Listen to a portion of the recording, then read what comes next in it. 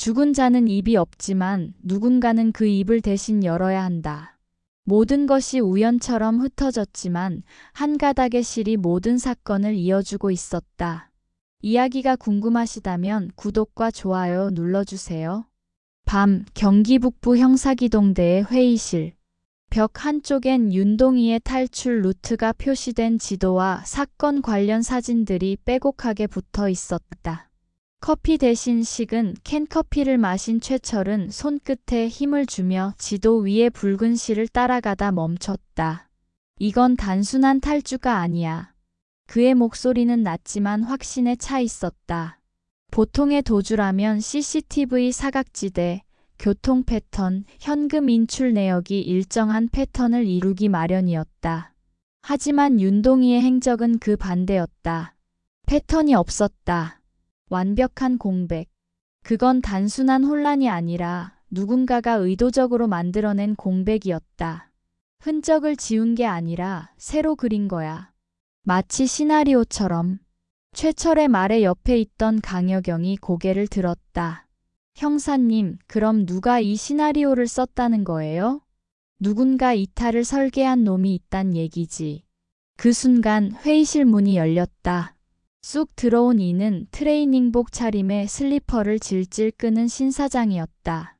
형사님들, 이런 늦은 밤에 커피만 마시면 속 버려요. 튀김이라도 좀 먹어요.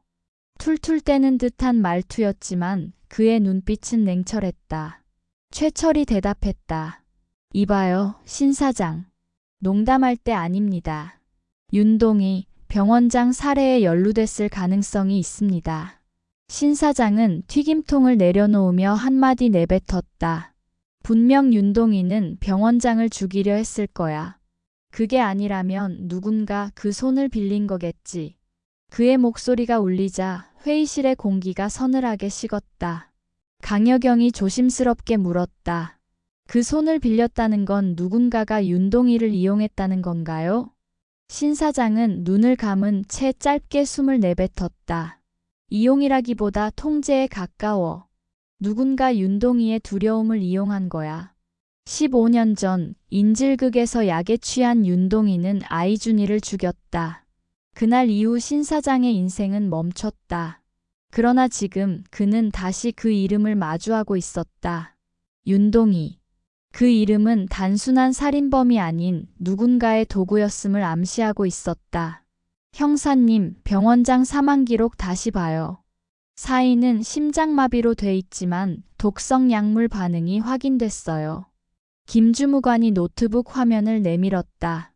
프로포폴 과다 투여. 신사장의 눈빛이 번쩍였다. 프로포폴은 마취제야. 일반인 접근이 어렵지.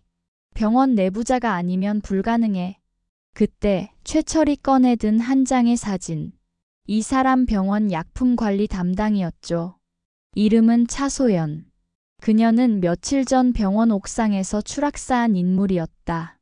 공식적으로는 자살. 하지만 최철은 확신했다. 이 여자가 윤동이의 도피를 도운 공범이었을지도 모릅니다. 그리고 그 여자를 누군가가 입막았겠지. 신사장의 눈빛은 얼음처럼 차가웠다. 그날 밤 신사장은 통닭집 뒷방에서 홀로 맥주캔을 따며 생각에 잠겼다. 누군가의 손을 빌린 살인이라.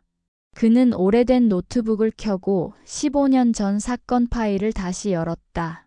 그 안에는 병원장 김태영이라는 이름이 적혀 있었다. 윤동이가 수감 중 치료를 받았던 바로 그 병원의 원장이었다. 15년 전 사건의 목격자. 그리고 이번 사건의 피해자. 퍼즐 조각이 맞춰지기 시작했다. 병원장은 단순한 피해자가 아니었다. 그는 진실을 알고 있던 사람이었다. 진실을 아는 사람은 반드시 사라진다. 신사장은 혼잣말처럼 중얼거리며 노트북을 덮었다.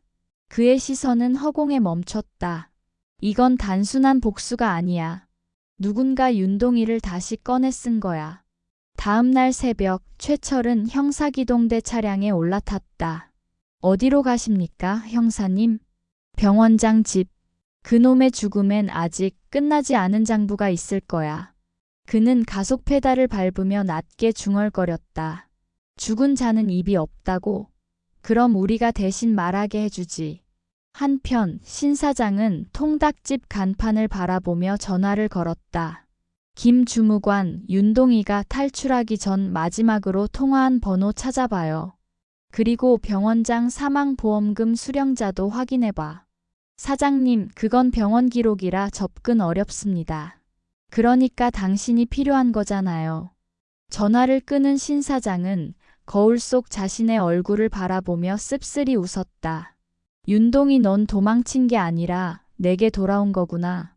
조필립은 정장 차림으로 서류를 정리하고 있었다. 사장님, 이번 건 정말 우리가 맡을 일인가요? 그가 묻자 신 사장은 무심하게 닭다리를 뜯었다. 우리가 맡는 게 아니라 그놈이 우리 쪽으로 굴러온 거지. 책상 위에 놓인 사진 몇 장. 사진 속에는 호화 리조트 수영장에서 와인잔을 든 남자 하나가 있었다. 캡션에는 이렇게 적혀 있었다. 천인식품협력업체 대표 강만수. 직원 월급 횡령 혐의. 이 양반 직원들 월급 3개월치 떼먹고 하와이에서 골프 쳤답니다. 김주무관의 말에 신 사장은 피식 웃었다. 직원들 월급으로 여행 다니는 놈은 낯짝이 엄청 두껍지 않겠냐. 그 말투엔 분노보단 냉소가 묻어 있었다. 하지만 필립은 알아차렸다. 그 웃음 뒤에는 싸늘한 분노가 있었다. 며칠 후 신 사장은 통닭집 벽에 새로운 작전판을 붙였다. 이번엔 단순한 갑질 사건 같지만 냄새가 이상해. 자금 흐름을 따라가면 윤동이의 계좌와 연결될 수도 있어. 설마 그 악덕 사장이 윤동이랑 한패라는 겁니까? 최철의 물음에 신 사장은 고개를 끄덕였다. 윤동이의 계좌에서 KMS 트레이딩이라는 이름으로 3천만 원이 송금된 내역이 있어. 그 회사 대표가 바로 강만수야. 그럼 이번 건 단순한 노동청 사건이 아니라 세탁 루트 추적입니까? 정확해. 우리 임무는 닭 튀기는 게 아니라 돈 튀는 방향을 찾는 거야. 잠입 작전은 그 주 금요일부터 시작됐다. 시온은 긴 머리를 묶고 안경을 쓰며 단정한 차림으로 변신했다. 위장 신부는 대표 비서 김하영. 필립은 회계감사단의 세무조사관으로 위장했다. 서로 눈을 마주치며 브리핑을 확인하던 순간 시온이 툭 던졌다. 어색하네요, 판사님. 그러게요. 당신은 너무 자연스럽고. 칭찬이에요? 아니면 비꼬는 거예요? 둘 다요. 잠깐의 미소, 그러나 공기는 금세 무거워졌다. 이번 임무는 위험했다. 강만수는 지역 내 유력 정치인과도 연이 깊었고 내부 폭로자가 사라졌다는 소문까지 돌았다. 신 사장은 출발 전 그들에게 당부했다. 웃을 땐 웃고 들킬 땐 뛰어. 그리고 절대 휴대폰으로 연락하지 마. 통신 다 감청당할 수 있어. 그날 오후 시온은 비서 김하영으로 강만수의 사무실에 들어섰다. 그녀의 손끝에는 항상 작동 중인 마이크펜이 들려 있었다. 대표님, 세무조사관님 오셨습니다. 문이 열리며 필립이 들어섰다. 깔끔한 정장, 단정한 서류 가방, 그리고 냉철한 눈빛. 강만수 대표님, 세무조사 목적으로 잠시 방문했습니다. 강만수는 불쾌한 미소를 지었다. 아니, 뭐 이런 조사를 갑자기? 하필 오늘 같은 날. 그는 허세 섞인 웃음을 터뜨렸다. 뭐, 조사야 좋죠. 하지만 우리 회사는 깨끗합니다. 하! 그 웃음 뒤로 손끝에서 금빛 반지가 번쩍였다. 필립은 눈으로 그 반지를 훑었다. KMS 트레이딩 로고가 새겨진 금반지였다. 신 사장이 말했던 바로 그 이름. 그는 미세하게 손가락을 떨었다. 저녁, 시온은 사무실 내에서 USB 하나를 발견했다. 회계비 공개라는 폴더명. 그녀는 몰래 USB를 챙겨 신 사장에게 전달했다. 사장님, 이 안에 뭐가 있을까요? 신 사장은 USB를 노트북에 꽂았다. 순간 화면에 수많은 해외 계좌 송금 내역이 뜨기 시작했다. 그중 한 줄이 눈에 띄었다. 송금인 KMS 트레이딩 수신인 YDHEALTH 금액 2억 5천만 원. 신 사장의 눈이 번쩍였다. YDHEALTH 윤동희의 이름을 딴 페이퍼 컴퍼니야. 역시 그놈이 여기까지 손을 뻗쳤군. 그는 의자에 기대며 낮게 중얼거렸다. 돈이 흘러간다. 돈이 가는 곳엔 반드시 진실이 있다. 그 시각 강만수는 호텔 라운지에서 누군가와 통화를 하고 있었다. 네, 예. 보고받았습니다. 그놈들 조사관이랑 비서랍시고 우리 회사에 들어왔습니다. 잠시 침묵. 그의 표정이 굳어졌다. 예. 신 사장이 직접 움직였다고요? 그 인간 아직도 살아 있었습니까? 전화가 끊기자 그는 위스키 잔을 던졌다. 이제 큰일 났군. 저 인간이 다시 움직였어. 밤 통닭집. 신 사장은 창가에 앉아 외부 CCTV를 바라보고 있었다. 조용히 들어선 필립이 물었다. 사장님, 저놈이 윤동이랑 한패라면 다음 타깃은 우리일 수도 있습니다. 신 사장은 웃으며 담배를 꺼냈다. 그래서 우리가 움직이는 거야. 선수를 치는 게 협상의 기본이거든. 그때 시온이 문을 열고 들어왔다. 사장님, 강만수가 오늘 밤 공항으로 출국한다네요. 그럼 더 이상은 보고만 있을 수 없지. 신 사장은 자리에서 일어나 옷깃을 여몄다. 닭 튀기는 일은 필립한테 맡기고 오늘은 내가 사람 좀 튀기러 가야겠다. 공항 주차장 어둠 속. 신 사장은 강만수의 차량 앞에 서 있었다. 강만수가 놀라며 뒷걸음질 쳤다. 당신 누굽니까? 신 사장은 담담히 대답했다. 직원들 월급으로 여행 다닌 사람한테 묻고 싶은 게 있어서요. 그의 눈빛이 번쩍였다. 윤동이 그놈한테 돈을 얼마나 맡겼죠? 강만수는 얼굴이 새하얗게 질렸다. 당신 누구 편이야? 난 진실 편이지. 신 사장의 한마디에 주변 공기가 얼어붙었다.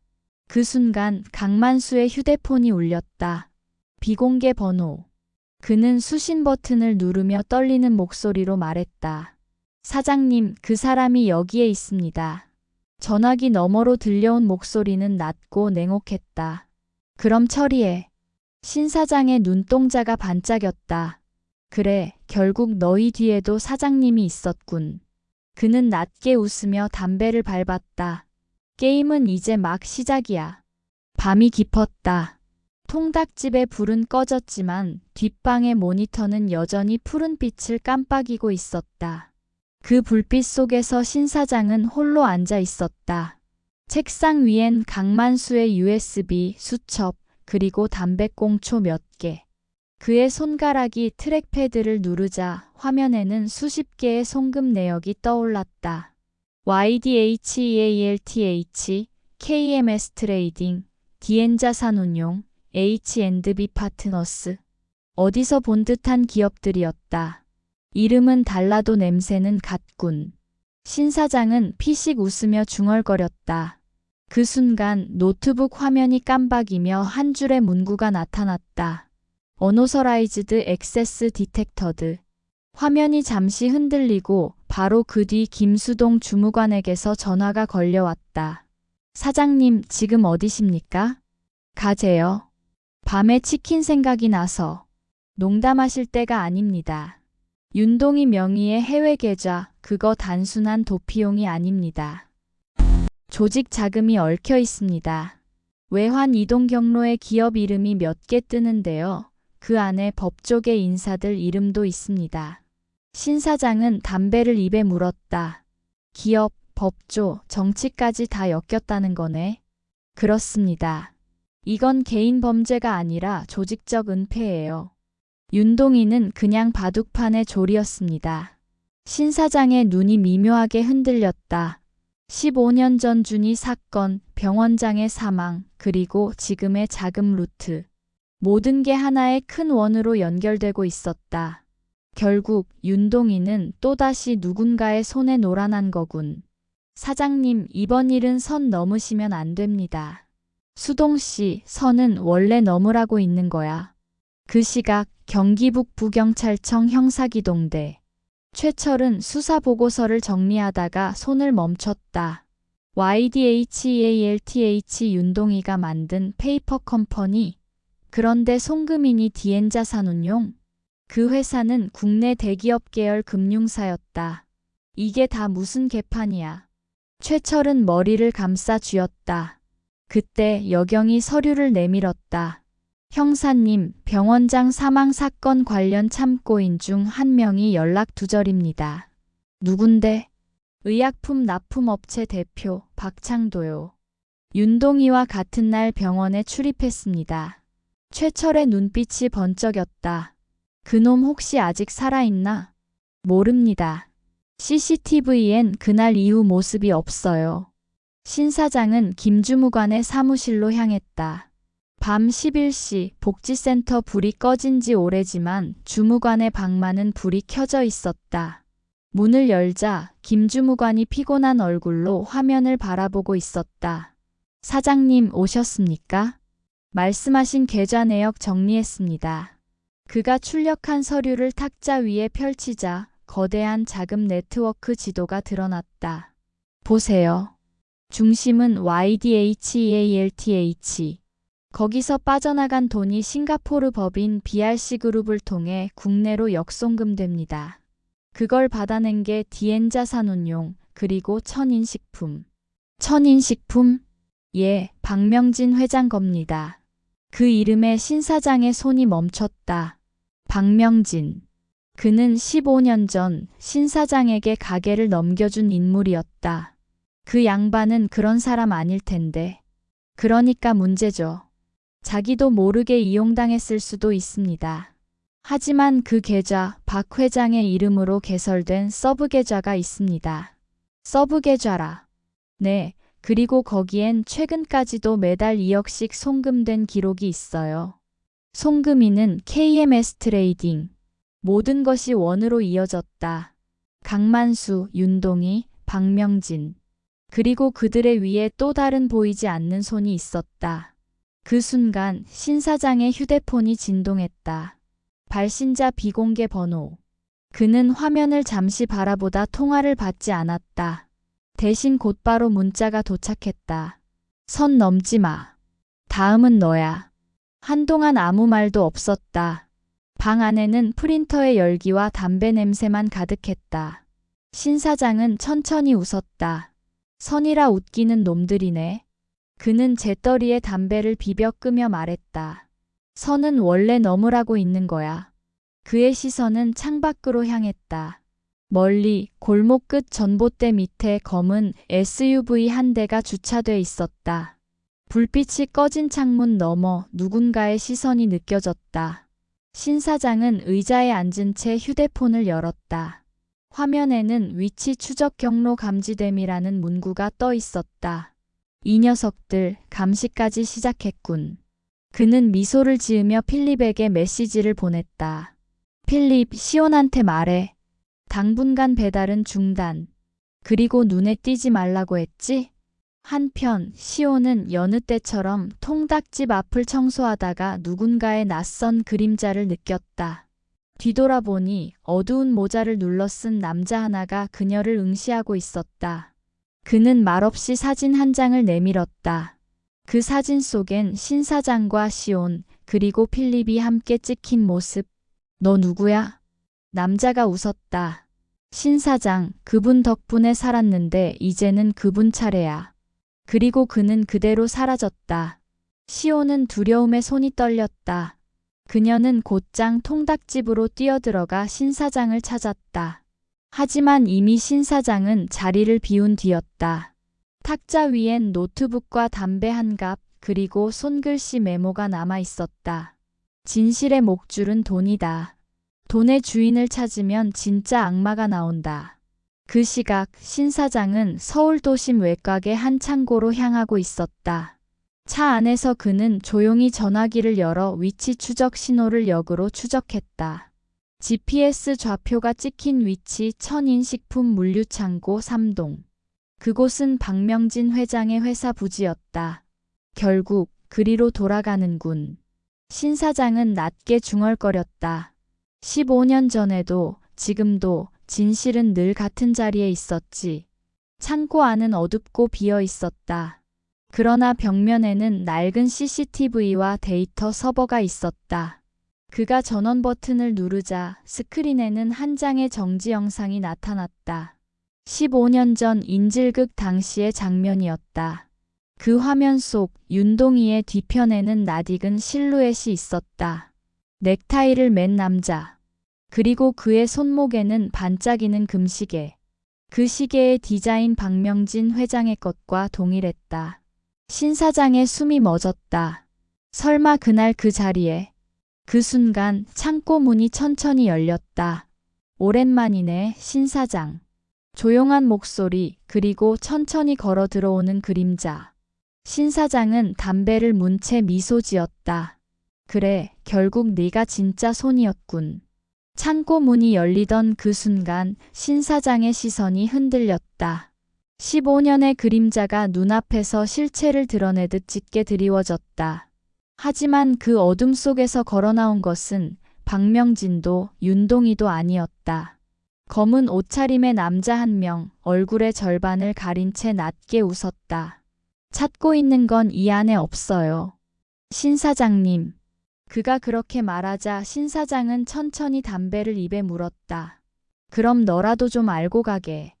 경고했는데 정말 선을 넘으시네요. 남자가 주머니에서 무언가를 꺼냈다. 총이었다. 순간 신 사장은 바닥에 떨어져 있던 렌치를 잡아 던졌다. 금소금과 함께 총이 튕겨나가고 남자의 손에서 떨어졌다. 잠깐의 정적, 그리고 신 사장의 목소리. 난 협상가지, 결투가는 아니야. 근데 상대가 칼부터 꺼내면 말이 달라지지. 그는 천천히 걸어나갔다. 창고 밖의 밤 공기엔 싸늘한 긴장과 오래된 냄새가 섞여 있었다. 다음 날 아침 김주무관은 복지센터 회의실에서 필립을 불렀다. 책상 위에는 인쇄된 CCTV 캡처와 송금 내역이 놓여 있었다. 필립 씨, 신 사장님 요즘 무슨 일에 손 떼고 계신지 알아요? 대략은요. 윤동이 사건 말입니다. 대략이 아니라 이건 위험한 판이에요. 이번 일 장난 아닙니다. 그의 말투엔 긴박함이 묻어 있었다. 신 사장님이 움직이는 순간 이미 누군가 감시를 시작했어요. 계좌 추적 과정에서 국정원 코드가 섞여 있었습니다. 이건 일반 조직 수준이 아닙니다. 필립의 표정이 굳었다. 그럼 신 사장이 노출됐다는 말입니까? 아니요.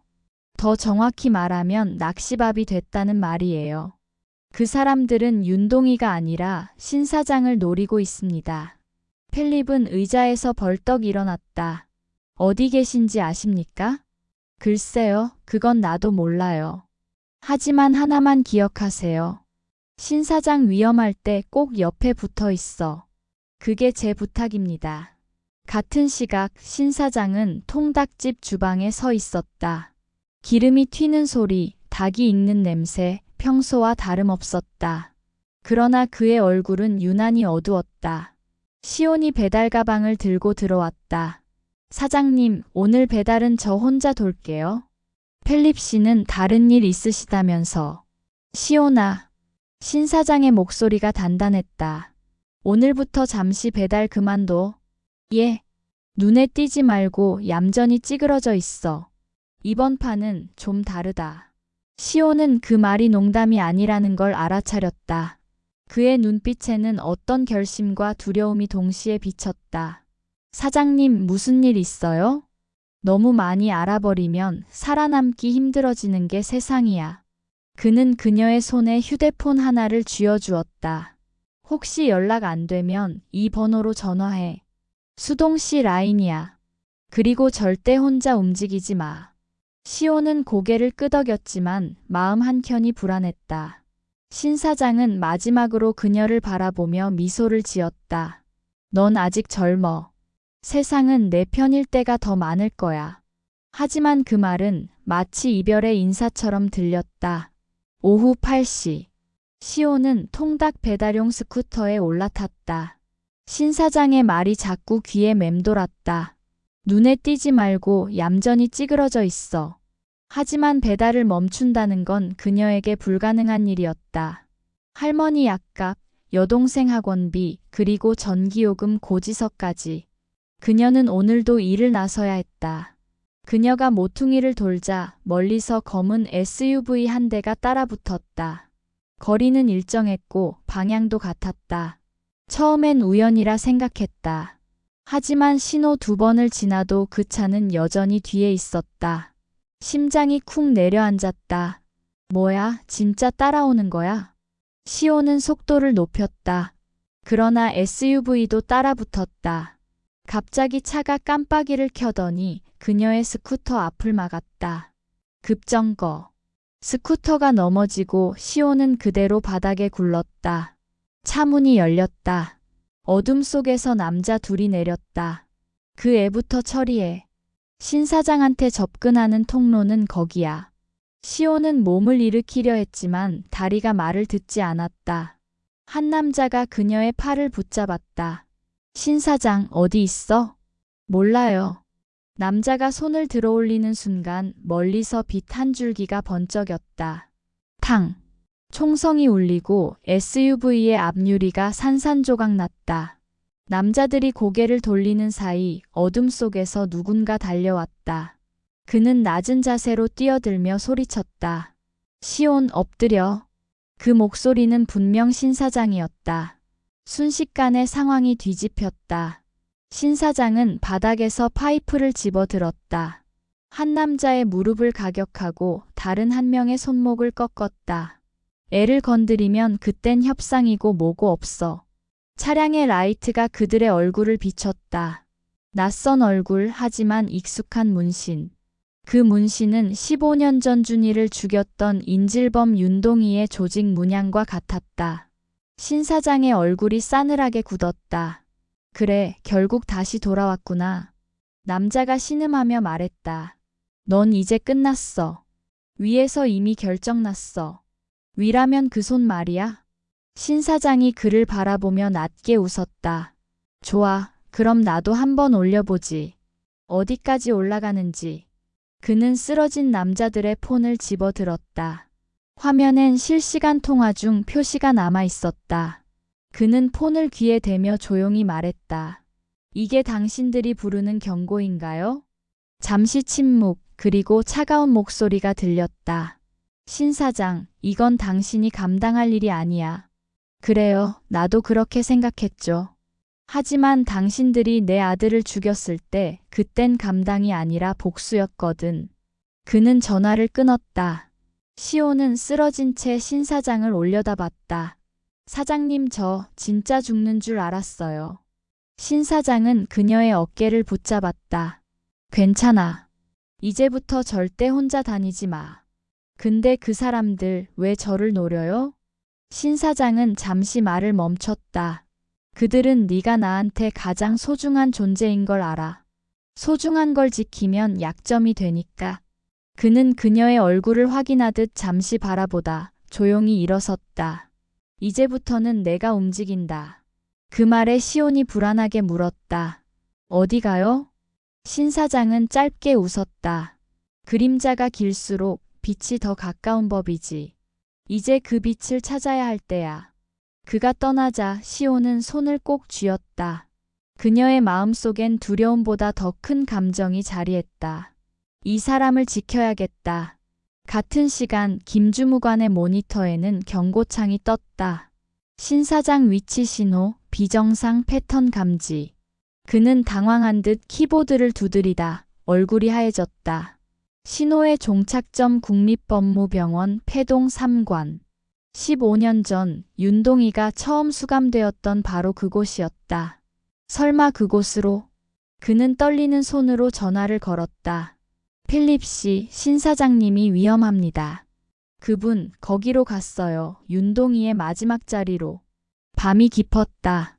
형사 최철은 무전기를 잡은 채 황폐한 폐공장 앞에 서 있었다. 길게 늘어진 철문엔 출입금지 표지가 바람에 흔들리고 있었다. 여기가 마지막 위치였다고?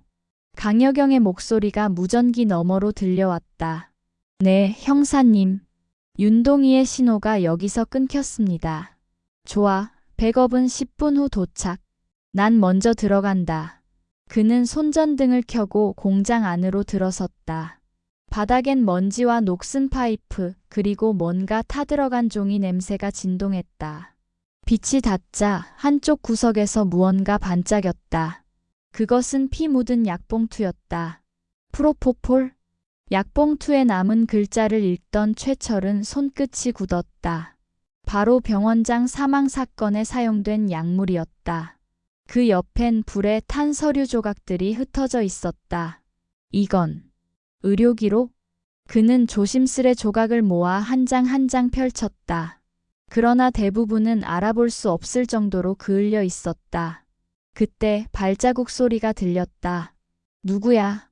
최철은 본능적으로 권총을 꺼냈다. 그러나 어둠 속에서 들려온 건 익숙한 목소리였다. 총 좀 내리시죠, 형사님. 나예요. 신 사장이었다. 여기까지 왜 왔습니까? 최철은 신 사장을 노려봤다. 여긴 당신이 올 곳 아닙니다. 지금은 수사 중이에요. 그건 형사님 기준이죠. 내 기준에선 여기가 시작점입니다. 신 사장은 주변을 둘러봤다. 바닥에 약봉투, 타버린 서류, 그리고 묘하게 남아있는 냄새. 그 냄새는 15년 전 인질극이 벌어졌던 그날과 같았다. 윤동이가 여길 들렀군요. 확실합니까? 그놈 특유의 습관. 흔적을 완벽히 지우지 않아. 늘 무언가 남겨두죠. 신 사장은 바닥에 타버린 문서를 집어들었다. 그 조각엔 희미하게 한 단어가 남아 있었다. 준이 사건 의료감정서. 최철은 숨이 멎은 듯한 표정을 지었다. 그게 당신 아들 사건 말입니까? 신 사장은 대답 대신 담배를 꺼내 물었다. 아기는 늘 두 얼굴을 가지고 있지. 하지만 이번 놈은 얼굴이 서너 개쯤 되는 놈이야. 그의 눈빛이 어둠 속에서도 차갑게 빛났다. 윤동이는 그냥 졸개였어요. 그를 움직인 손, 그리고 그 손을 또 조종한 머리. 이 모든 판의 설계자는 따로 있어요. 그럼 그놈이 당신 아들을 죽게 만든 진짜 배후입니까? 신 사장은 고개를 끄덕였다. 15년 전 인질극도, 병원장의 죽음도, 자금 세탁도 결국 하나의 흐름이었어. 윤동이는 그냥 끈질기게 살아남은 꼭두각시였을 뿐이야. 그는 잠시 담배 연기를 내뿜었다. 형사님, 당신은 아직도 수사라고 생각하겠지만 나는 그때부터 이걸 전쟁이라 불러요.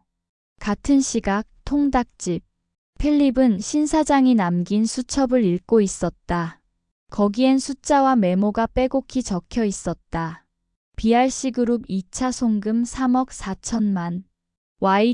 YDHEALTH 연결 정치 후원금 세탁. DN자산운용 천인식품 서브 계좌 연결. 그 모든 화살표의 끝에는 하나의 이름이 있었다. 박명진. 그때 김주무관이 숨을 헐떡이며 뛰어왔다. 필립 씨, 신 사장님 연락됐어요? 아니요, 아까부터 통화가 안 됩니다. 큰일입니다. 경찰 내부망이 털렸어요. 신 사장님이 추적하던 계좌 기록 전부 삭제됐습니다. 뭐라고요? 누군가가 움직이고 있습니다. 신 사장을 막으려는 놈들이요. 필립의 표정이 굳었다. 이제 그분이 찾아가겠네요. 직접 말하셨죠. 이번엔 내가 먼저 덤빈다. 폐공장 안, 신 사장은 무너진 벽에 기대어 서 있었다. 형사님, 여긴 이제 곧 사람들이 올 겁니다. 지금 나가야 합니다. 무슨 말입니까? 당신 정보라도 새어나갔어요? 그들이 먼저 움직였어요. 윤동이를 이용한 자금 흐름, 그리고 이 사건을 덮으려는 움직임까지. 이제 다음 타깃은 나예요. 그의 말에 최철의 눈빛이 흔들렸다. 그럼 피해야죠. 살아야 싸우지 않습니까? 아니요, 형사님.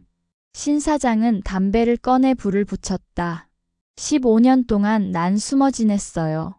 하지만 오늘만큼은 숨어 있을 수가 없네요. 그는 벽에 걸린 녹슨 철판을 손끝으로 쓸었다.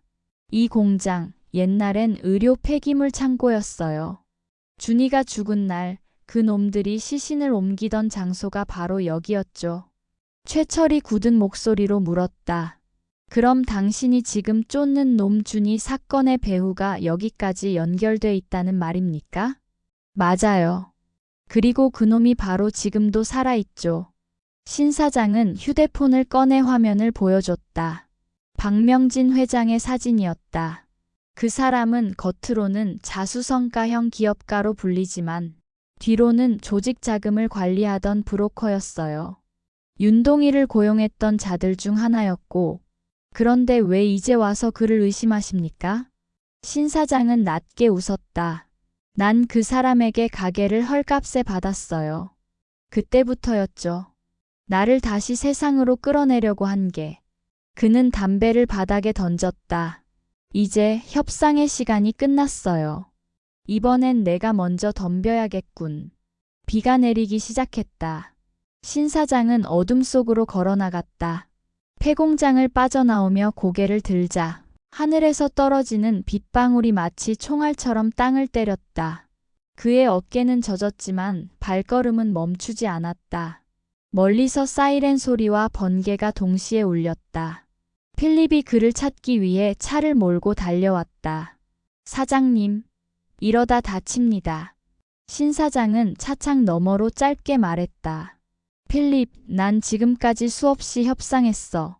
사람과 정부와 심지어 목숨하고도. 하지만 오늘은 협상하지 않아. 그럼 뭘 하시려는 겁니까? 이제부터는 심판이야. 그는 그렇게 말하고 차 문을 닫았다. 빗속에서 그의 실루엣은 점점 멀어졌다. 어두운 하늘 아래 네온 사인이 깜박였다. 신사장 통닭 그 아래로 비가 흐르며 신이라는 글자만 남았다. 조용히 불빛이 꺼진다. 남은 건 바람에 흔들리는 간판 그리고 그를 향한 세상의 시선뿐. 죄는 사라지지 않는다. 다만 시간이 그 흔적을 덮어둘 뿐. 그리고 지금 그 덮개를 거둘 시간이야. 이야기가 흥미로우셨다면 구독과 알림 설정으로 다음 화를 놓치지 마세요.